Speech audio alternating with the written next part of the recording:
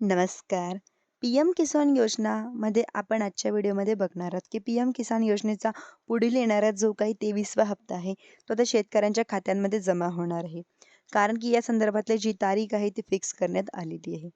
P-M किसान योजनेतील पुढील जो काही हप्ता आहे, तो येणाऱ्या 20 जून 2026 रोजी सर्व शेतकऱ्यांच्या खात्यांमध्ये जमा होणार आहे.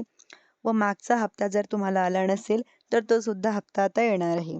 पण एक गोष्ट लक्षात ठेवा, सर्व शेतकऱ्यांनी आपली ई-के-वाय-सी लवकरात लवकर करणं बंधनकारक आहे.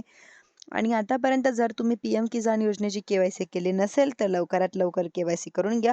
कारण की 30 जूनपर्यंत सर्व शेतकऱ्यांनी आपली ई-के-वाय-सी करणं बंधनकारक आहे. जरी तुमचे काही स्टेटस वगैरे के-वाय-सी केलेली आहे, असं दाखवत असेल, तर तरीसुद्धा पुन्हा एकदा तुमची के-वाय-सी करून घेऊ शकता. तुमच्या पी-एम किसानच्या म्हणजेच की ॲपमधून तुम्ही के-वाय-सी करण्याचा व्हिडिओ मी अपलोड केलेला आहे.